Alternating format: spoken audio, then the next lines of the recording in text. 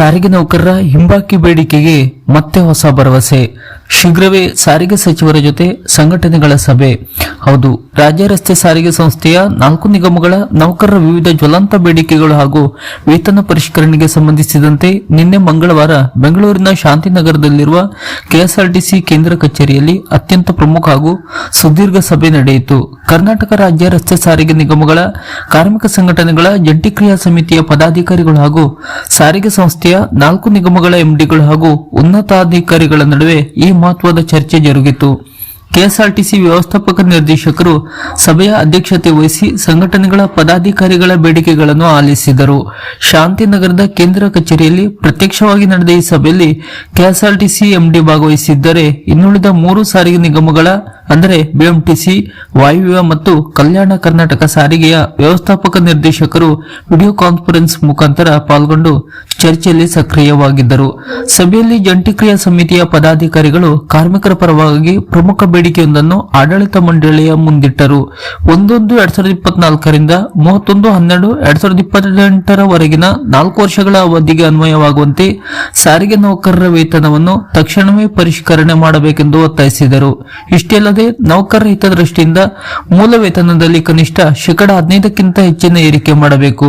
ಪ್ರಸ್ತುತ ಹೆಚ್ಚುತ್ತಿರುವ ವಸ್ತುಗಳ ಬೆಲೆಗೆ ತಕ್ಕಂತೆ ನೌಕರರು ಜೀವನ ಮಾಡುವುದಕ್ಕೆ ಬೇಕಾದ ಅಗತ್ಯ ಕ್ರಮಗಳನ್ನು ತೆಗೆದುಕೊಳ್ಳಬೇಕು. ಇನ್ನು ಈ ದಿನಗಳಲ್ಲಿ ಜೀವನ ನಡೆಸುವುದು ಕಷ್ಟಕರವಾಗಿರುವುದರಿಂದ ಮೂಲ ವೇತನ ಹೆಚ್ಚಳ ಅತ್ಯಗತ್ಯ ಎಂದು ಪದಾಧಿಕಾರಿಗಳು ಆಗ್ರಹಿಸಿದರು. ಇನ್ನು ಹಿಂದಿನ ವೇತನ ಹೆಚ್ಚಳದ ಹಿಂಬಾಕಿ ವಿಚಾರವು ಸಭೆಯಲ್ಲಿ ತೀವ್ರ ಚರ್ಚೆಗೆ ಗ್ರಾಸವಾಯಿತು.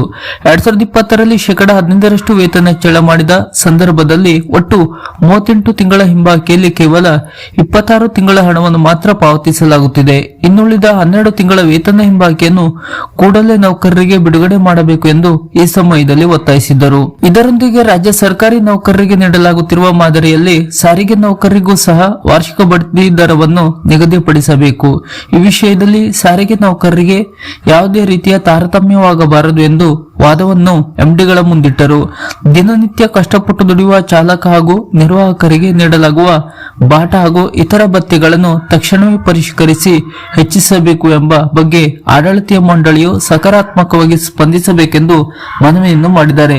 ಸಂಘಟನೆಯ ಬೇಡಿಕೆಗಳನ್ನು ಆಲಿಸಿದ ಕೆಎಸ್ಆರ್ಟಿಸಿ ವ್ಯವಸ್ಥಾಪಕ ನಿರ್ದೇಶಕರಾದ ಶಿವಕುಮಾರ್ ಅವರು ವೇತನ ಪರಿಷ್ಕರಣೆಯ ಅವಧಿ ಹೆಚ್ಚಳ, ಶೇಕಡಾವಾರು ಪ್ರಮಾಣ ಹಾಗೂ ಹಿಂಬಾಕಿ ಪಾವತಿಯಂತಹ ಪ್ರಮುಖ ನಿರ್ಧಾರಗಳನ್ನು ರಾಜ್ಯ ಸರ್ಕಾರವೇ ಅಧಿಸೂಚನೆ ಮೂಲಕ ಹೊರಡಿಸಬೇಕಾಗುತ್ತದೆ. ಹೀಗಾಗಿ ಈ ಕುರಿತು ತಿದ್ದುಪಡಿ ತರುವುದು ಅಥವಾ ನಿರ್ಧಾರ ಕೈಗೊಳ್ಳುವುದು ನಮ್ಮ ಅಧಿಕಾರ ವ್ಯಾಪ್ತಿಗೆ ಬರುವುದಿಲ್ಲ. ಇದು ಸರ್ಕಾರದ ಮಟ್ಟದಲ್ಲಿ ತೀರ್ಮಾನವಾಗಬೇಕು ಎಂದು ಸ್ಪಷ್ಟಪಡಿಸಿದ್ದಾರೆ.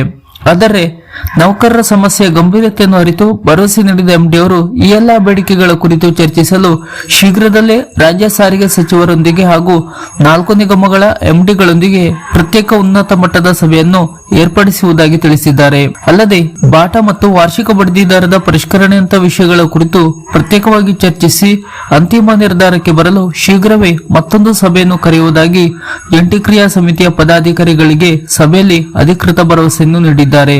ವಾಸ್ತವವಾಗಿ ಜಂಟಿ ಕ್ರಿಯಾ ಸಮಿತಿಯನ್ನು ಹೊರತುಪಡಿಸಿ ಸಾರಿಗೆ ಸಂಸ್ಥೆಯ ಇತರ ಹಲವು ನೌಕರರ ಸಂಘಟನೆಗಳು ಸರ್ಕಾರಿ ನೌಕರರಿಗೆ ನೀಡುವಂತಹ ಸರಿಸಮಾನ ವೇತನ ನೀಡಬೇಕು ಎಂದು ಸುದೀರ್ಘ ಕಾಲದಿಂದ ಹೋರಾಟ ನಡೆಸುತ್ತಾ ಬಂದಿವೆ. ಅಲ್ಲದೆ ಪ್ರಸ್ತುತ ಆಡಳಿತದಲ್ಲಿರುವ ಸರ್ಕಾರವು ಸಹ ಚುನಾವಣೆಗೂ ಮುನ್ನ ಚುನಾವಣಾ ಪ್ರಣಾಳಿಕೆಯಲ್ಲಿ ತಾವು ಅಧಿಕಾರಕ್ಕೆ ಬಂದರೆ ಸಾರಿಗೆ ನೌಕರರಿಗೆ ಸರ್ಕಾರಿ ನೌಕರರಂತೆ ಸರಿಸಮಾನ ವೇತನ ನೀಡುತ್ತೇವೆ ಎಂದು ಸ್ಪಷ್ಟ ಭರವಸೆ ನೀಡಿದೆ. ಆದರೆ ಅಧಿಕಾರಕ್ಕೆ ಬಂದು ಇಷ್ಟು ವರ್ಷಗಳಾದರೂ ಈ ವಾಗ್ದಾನ ಇನ್ನೂ ಈಡೇರಿಲ್ಲ ಎಂಬುದು ನೌಕರರ ಅಳಲಾಗಿದೆ. ಇಂದಿಗೂ ಸಾರಿಗೆ ನೌಕರಿಗೆ ಸರ್ಕಾರಿ ನೌಕರರಿಗೆ ಸಿಗುವ ಸೌಲಭ್ಯಗಳಿಲ್ಲದೆ 3 ಕಾಸಿನ ವೇತನ ಏರಿಕೆ ಭರವಸೆಗಳಲ್ಲಿ ಕಾಲ ತಳ್ಳಲಾಗುತ್ತಿದೆ. ಪ್ರಸ್ತುತ ಸರ್ಕಾರಿ ನೌಕರರಿಗೆ ಹೋಲಿಸಿದರೆ ಸಾರಿಗೆ ನೌಕರರು ಸುಮಾರು 35% 40% ಕಡಿಮೆ ವೇತನ ಪಡೆಯುತ್ತಿದ್ದು ಕಠಿಣ ಕರ್ತವ್ಯ ನಿರ್ವಹಿಸಿದ್ದರೂ ತೀವ್ರ ಆರ್ಥಿಕ ಸಂಕಷ್ಟದಲ್ಲಿ ದಿನ ದೂಡುವಂತಾಗಿದೆ. ಸರ್ಕಾರದ ಭರವಸೆ ಶೀಘ್ರ ಈಡೇರಲಿ ಎಂಬುದು ಸಾಲು ಸಮಸ್ಯೆಗಳಿಂದ ಕಂಗಾಲಾಗಿರುವ ಸಾರಿಗೆ ನೌಕರರ ಏಕೈಕ ನಿರೀಕ್ಷೆಯಾಗಿದೆ. ಸಾರಿಗೆ ನೌಕರರ ಬೇಡಿಕೆ ಕುರಿತು ಸಾರಿಗೆ ಸಚಿವರ ಜೊತೆ ಸಭೆ ನಡೆಯಲಿದೆ. ಅಲ್ಲಿ ಯಾವ ತೀರ್ಮಾನ ಕೈಗೊಳ್ಳಲಿದ್ದಾರೆ ಎಂಬುದು ಇಲ್ಲಿ ಕಾದು ನೋಡಬೇಕಾಗಿದೆ. ಸಾರಿಗೆ ನೌಕರರಿಗೆ ಸಂಬಂಧಪಟ್ಟಂತಹ ಇತರದ ಹೊಸ ಅಪ್ಡೇಟ್ನ ಮಾಹಿತಿಗಳಿಗಾಗಿ ನಮ್ಮ ಚಾನೆಲ್ ಅನ್ನು ಸಬ್ಸ್ಕ್ರೈಬ್ ಮಾಡಿ ನಮ್ಮನ್ನು ಕೂಡ ಬೆಂಬಲಿಸಿ. ನಮಸ್ಕಾರ.